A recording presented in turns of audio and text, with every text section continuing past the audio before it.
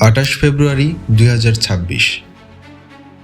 যুক্তরাষ্ট্র ও ইসরায়েল যৌথভাবে ইরানে এক ভয়াবহ সামরিক অভিযান শুরু করে, যার নাম দেওয়া হয়েছে অপারেশন এপিক ফিউরি।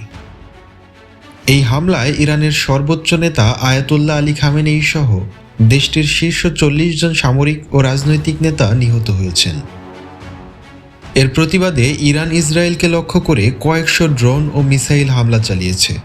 কিন্তু এই যুদ্ধের ময়দান শুধু ইরান বা ইসরায়েল নয়, আগুনের লেলিহান শিখা ছড়িয়ে পড়েছে কাতার, দুবাই, বাহরাইন, এমনকি কুয়েত পর্যন্ত।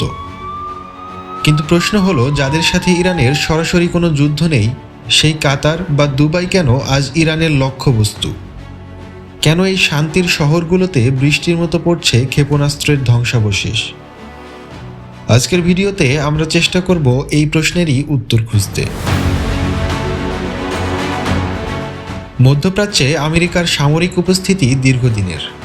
কাতার, সংযুক্ত আরব আমিরাত, বাহরাইন, কুয়েত সহ মধ্যপ্রাচ্যের বিভিন্ন দেশে বর্তমানে আমেরিকার প্রায় 40 থেকে 50 হাজার সৈন্য এবং অন্তত 19টি ছোট বড় সামরিক ঘাঁটি রয়েছে, যার মধ্যে কাতারের আল উদেদ বিমান ঘাঁটি অন্যতম। এটি মধ্যপ্রাচ্যে আমেরিকার বৃহত্তম সামরিক ঘাঁটি। এখানেই মার্কিন সেন্ট্রাল কমান্ড সেন্টকমের ফরওয়ার্ড সদর দপ্তর অবস্থিত। এটি 10,000-এরও বেশি সৈন্য ধারণ করতে পারে এবং এখান থেকেই পুরো অঞ্চলের বিমান অভিযান পরিচালনা করা হয়। ইরানে সংঘটিত হওয়া হামলার অনেকটাই এখান থেকে সরাসরি বা সহায়তার মাধ্যমে সম্পন্ন করা হয়েছে।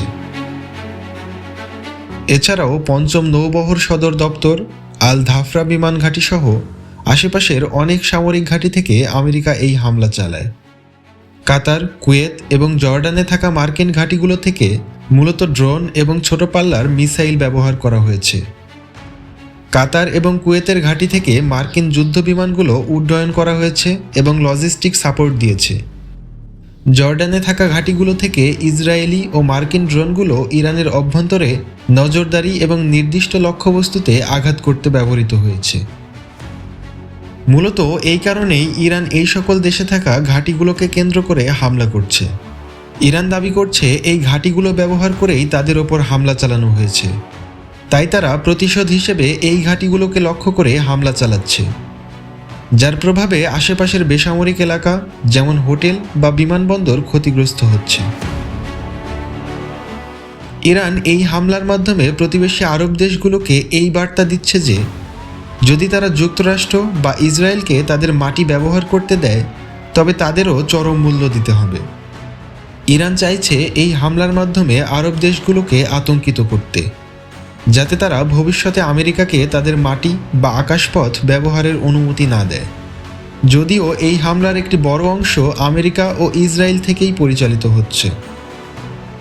আপনার কি মনে হয়, ইরানের এই প্রতিশোধ কি যৌক্তিক, নাকি এটি নিরপরাধ আরব দেশগুলোর ওপর অন্যায় আক্রমণ? কমেন্টে জানান আপনার মতামত।